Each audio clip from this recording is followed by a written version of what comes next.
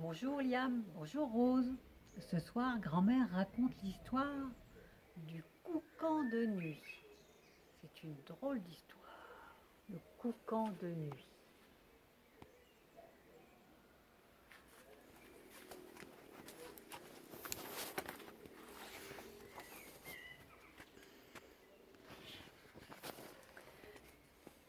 Eric n'aimait pas parler. Les autres enfants ne comprenaient pas pourquoi. Ils l'appelaient Stupide Eric. Ils le taquinaient avec des questions idiotes. Qu'est-ce qui ne va pas? As-tu donné ta langue au chat? Les grandes personnes lui demandaient s'il était timide. Mais Eric ne répondait pas. Il n'aimait tout simplement pas parler. Et de toute façon, il n'avait pas besoin de parler, parce que son ami secret, le coucan de nuit, parlait à sa place.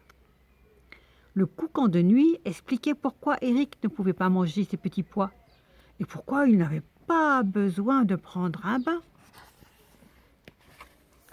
Le coucan de nuit choisissait toujours les meilleures histoires à lire avant qu'Eric ne s'endorme.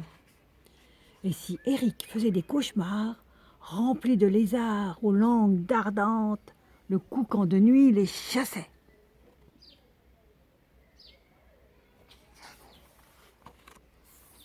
Quand le père d'Eric demandait « Que prendras-tu pour ton petit déjeuner ?»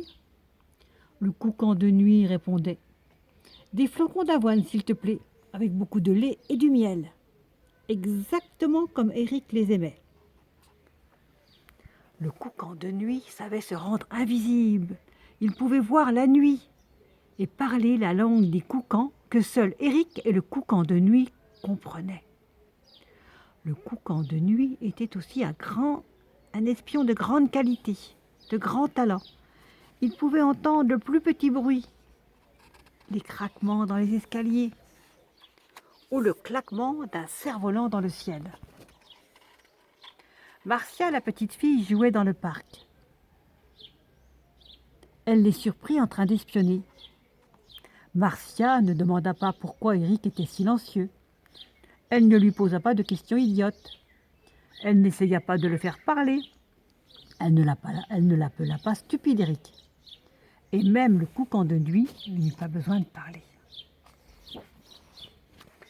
Marcia et Eric grimpèrent dans le pommier et se balancèrent comme des singes. Eric fit des bruits de gorille. Ils firent voler le perroquet de Marcia. Celui flotta dans le ciel jusqu'à ce que le ciel perde ses couleurs. Alors Marcia dit au revoir et Eric courut rentrer chez lui. Il mangea ses petits pois, prit un bain et alla se coucher. Et cette nuit-là, il n'eut pas de cauchemar rempli de lézards.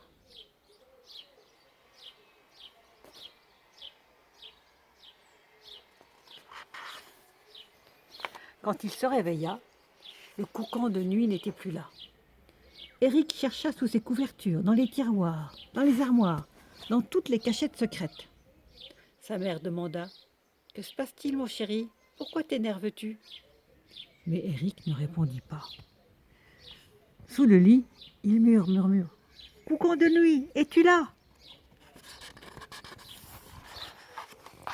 Eric resta dans son lit, jusqu'à ce que son père l'appelle pour la 3e fois. Et toute la journée, il fut de mauvaise humeur.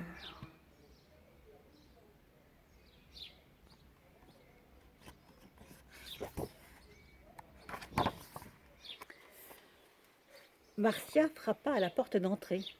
Il l'entendit demander « Est-ce qu'Eric veut bien venir jouer avec moi ?»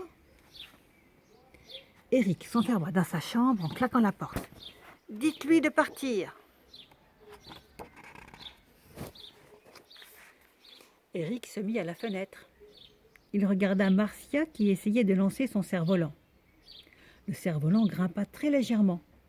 Mais quand le vent tomba, il dégringola et s'accrocha aux branches d'un arbre.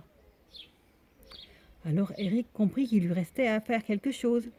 Il sortit et respira. « Je peux te ramener ton cerf-volant, dit-il à Mercia. Il grimpa tout en haut de l'arbre et décrocha le cerf-volant. Elles commencèrent à parler. Éric se rendit compte qu'il avait beaucoup de choses à dire.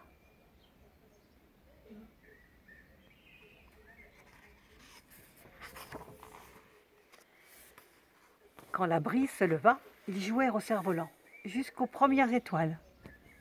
Ils firent des vœux qu'ils gardèrent secrets.